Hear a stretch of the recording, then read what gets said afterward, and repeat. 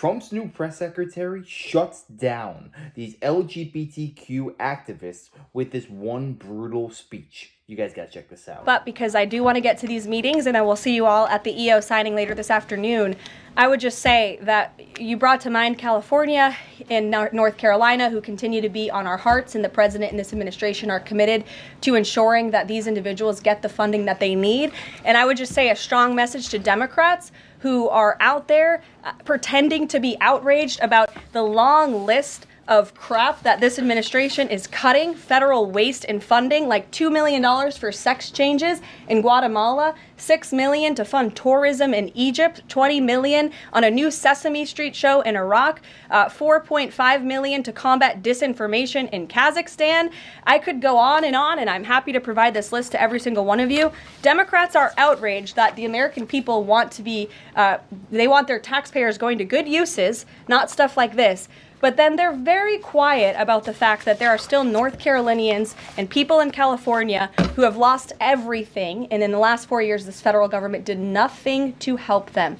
This president will continue to put Americans first, and I think the successes of this week so far speak to that, and it's only Wednesday. Garrett, great to see you here today. Thank you. On Gaza, the president has spent basically his entire public career criticizing foreign entanglements, nation building, sending American troops to fight abroad, particularly in the Middle East. This plan seems like it could ultimately involve all of those things.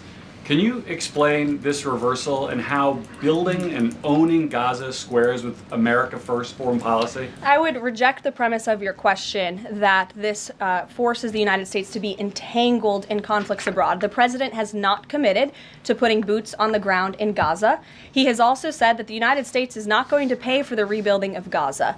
His administration is going to work with our partners in the region to reconstruct this region. And let me just take a step back here, because this is an out-of-the-box idea. That's who President Trump is. That's why the American people elected him. And his goal is lasting peace in the Middle East for all people in the region.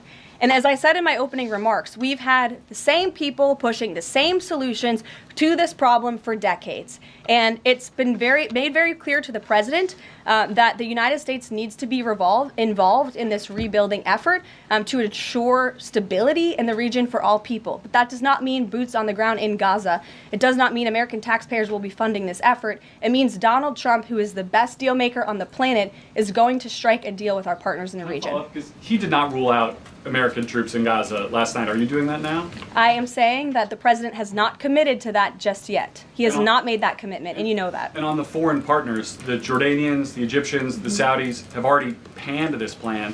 What foreign partners, if any, have expressed any interest in being part of it? Well, the president has said he's been socialing this idea for quite some time. He's been thinking about this. He said in his remarks last night, this was not a decision or an announcement that he takes lightly. And the president has already spoken to the President al-Sisi. In fact, that was his first foreign leader call. He's meeting with the King of Jordan, King Abdullah, next week. He spoke with the King of Bahrain. He spoke with the Crown Prince of Saudi Arabia. And he has made it very clear, he's been very vocal, that he expects our partners in the region, particularly Egypt and Jordan, to accept Palestinian refugees temporarily so that we can rebuild their home. I'd like to show you some images of Gaza that were taken. Fox News aired this. I mean, that is, as they put it, in an apocalyptic scene in Gaza. This is an uninhabitable place for human beings. Do you really think that families can live their dream in a region that looks like this, with no running water,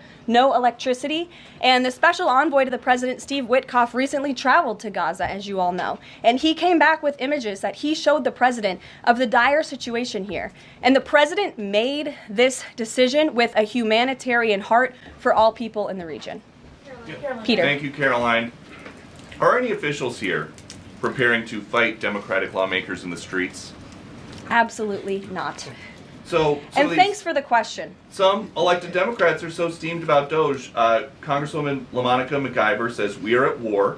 Ilhan Omar says we might actually see somebody get killed. And Chris Van Hollen says we have to fight this in the Congress. We have to fight this in the streets. So what now?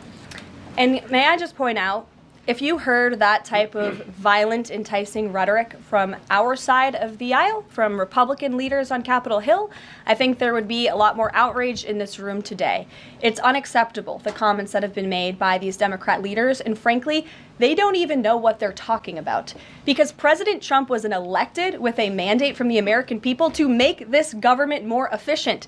He campaigned across this country with Elon Musk, vowing that Elon was going to head up the Department of Government Efficiency, and the two of them, with a great team around them, were going to look at the receipts of this federal government and ensure it's accountable to American taxpayers. That's all that is happening here. And for Democrat officials to incite violence and encourage Americans to take to the streets is incredibly alarming, and they should be held accountable for that rhetoric. Any person that is a member of Congress who encourages the public to engage in acts of violence, I do not believe there is any place for these type of people in our government. It is an absolutely classless act. If you have such an issue with what is going on right now, how about you engage in a proper debate, a war of words? Why must you encourage your gang of loyal minions to act like crazy in the streets just to create chaos, just to make our country less safe, and to work against the president and what he's trying to do? It's funny because they always mention how Trump is such a threat to democracy. He does this, he does that. He told us to peacefully and patriotically protest on January 6th.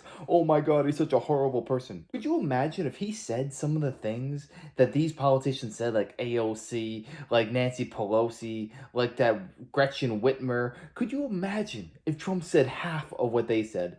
This man would be locked away in Guantanamo. CNN would still be talking about it even if it happened years ago. That's how deranged these people are. They don't even notice the hypocrisy in which they speak. These people are the biggest hypocrites you're ever going to find. What we need out of our government is professionalism and transparency. And that's exactly what you're getting under Donald Trump and Elon Musk heading Doge. You know exactly what they're doing day by day. They are giving interview after interview. I have never seen a government run so well. It is a night and day stark contrast between the Biden administration and the Trump administration. Biden just hid in a basement and signed whatever papers they put on his desk. I mean, for goodness sake, the man didn't even know what day it was. But now we have real, competent, intelligent people at the helm. Our country is destined for great things. We are on a rapid rise to prosperity right now. It sounds like something that they're most concerned about is Doge engineers with access to Treasury systems. Can you clarify? Do the Doge engineers have read-only access in these systems, so they are not allowed to write new code? No. They are not. Okay. No. And then one more thing. NBC is reporting that some of the illegal immigrants that we've seen rounded up and arrested are not being deported. They're being released with ankle or wrist monitoring devices, or they have to check in on the phone. So is the administration arresting more people than you have room for? I have seen the reports, and I'm glad you brought it up because we want to address it. There have been a total of 461 illegal aliens. This is of this morning when I got this information from DHS that have been released from custody of the more than 8,000 that have been arrested since President Trump was inaugurated. It's less than 6%, and there are reasons for their release. Some of the factors include a lack of significant likelihood of removal in the foreseeable future, lack of detention availability, which is something this president and this administration has been incredibly vocal about. We are doing everything we can to deport and detain illegal immigrants, but we need Congress's help to increase funding for Border Patrol and for ICE to increase detention capability in our facilities. And then other serious medical conditions have also been the reasons for some of the release of these individuals. But none of them have final deportation orders. Many of them are probably contesting their immigration status. I'd refer you to DHS for more details, but I did get that information because I knew it would be a question, so thank you. Sure. Yes. The president and you here again today have made clear, given the devastation, you think Palestinians have no choice but to leave Gaza and go elsewhere. But Palestinians say this is their home. They don't want to go. The president last night said he's willing to use the military if necessary. Is the U.S. prepared to remove Palestinians from Gaza by force?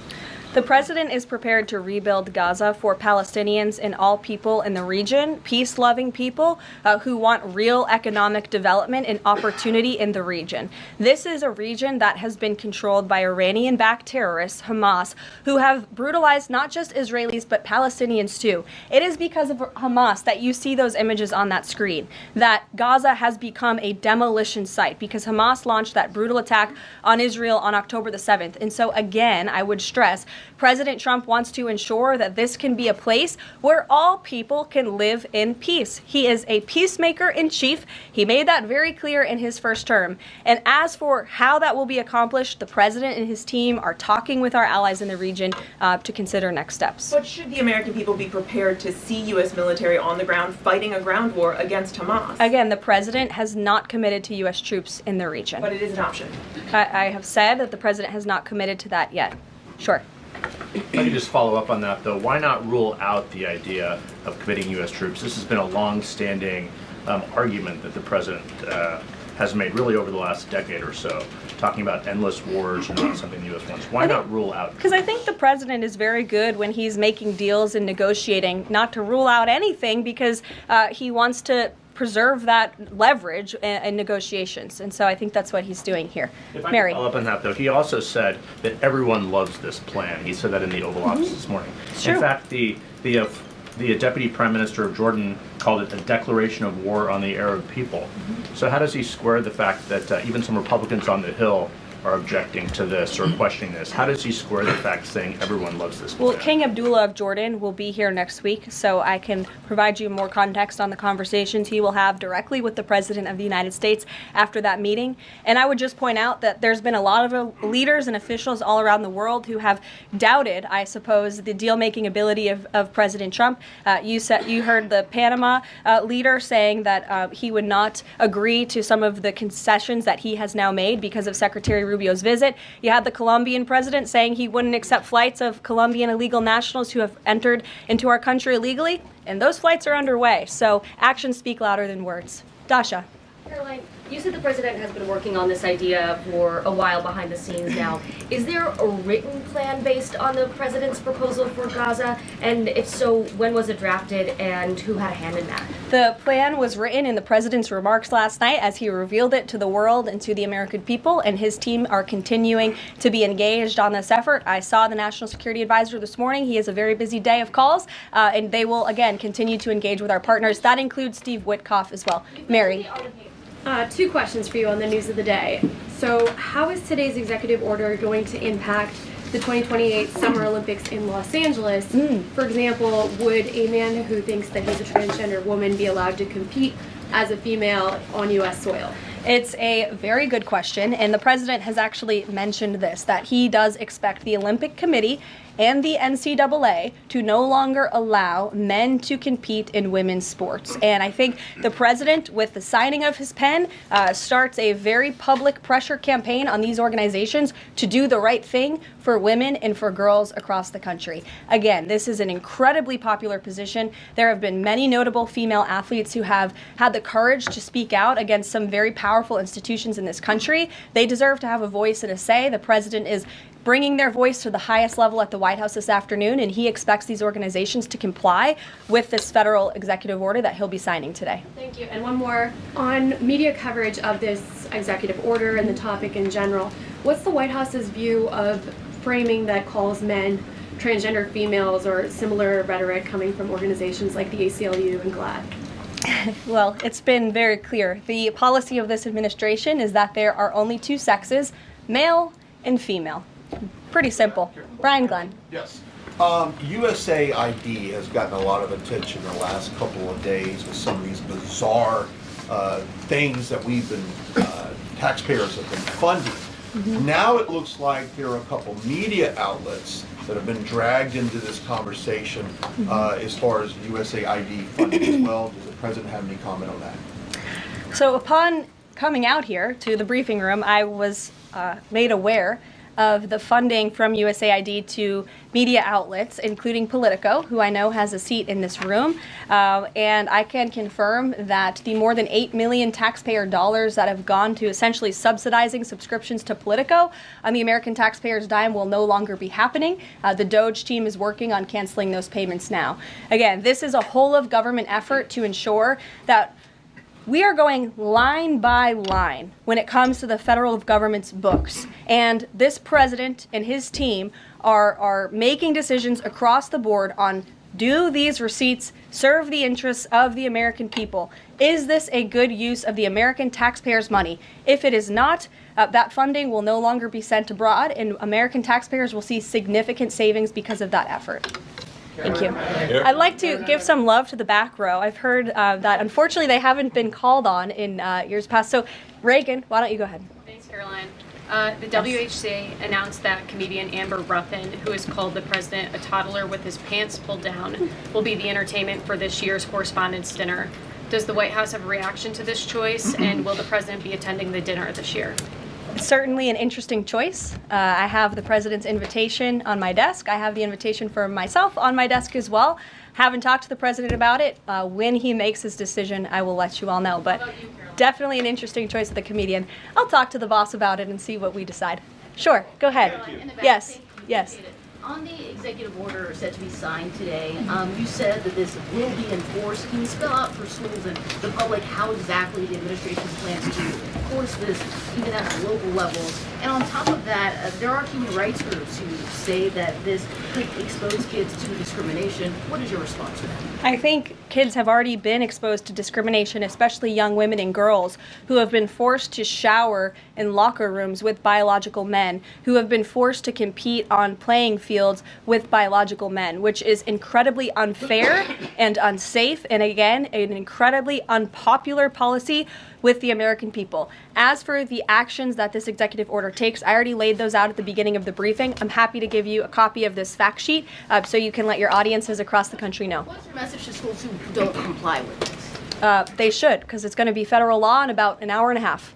So your colleague to your right, to my Thanks, left. Caroline. Yes. Taylor with Spectrum News. You talked a bit about Doge. Elon Musk is currently a, quote, special government employee who also owns companies that have billions of dollars in federal contracts. You said earlier this week that he has abided by all applicable federal laws, but what steps is the Trump administration taking to address that conflict of interest? The president was already asked and answered this question this week, and he said if Elon Musk comes across a conflict of interest with the contracts and the funding that Doge is overseeing, then Elon will excuse himself from those contracts. And he has, again, abided by all applicable laws. In the back left, go ahead.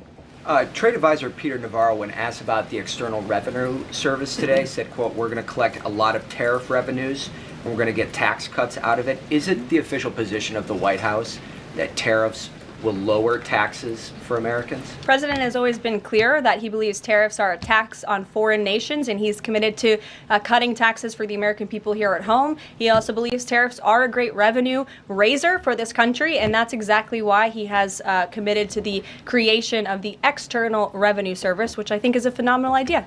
The IRS has been the single biggest weapon used against the American people since its inception in 1913. It was initially supposed to be a short-term thing during World War I so that everybody would chip in. But the thing about government is that once you give them power, you're never going to get that power back. At least we thought, until Donald Trump and Elon Musk, two of the most business-savvy individuals that we have on this world today, are at the helm of Washington, D.C., and they are calling the shots. And they realize if we want our economy to truly soar, if we want to really prosper as a nation, we need to let go of these restrictions and start taxing other countries instead of our own citizens. And for years, our politicians would not recognize this great opportunity that we have. Instead, they're happy with our country being absolutely fleeced and ripped off in trade deal after trade deal. That's over now because Donald Trump, the man who wrote The Art of the Deal, he's in charge. He's going to ensure that America is number one and we get the better side of every single negotiation that comes America's way. Next time that somebody tells you that Donald Trump is a dictator, Elon Musk is running the country, this, that, or the other,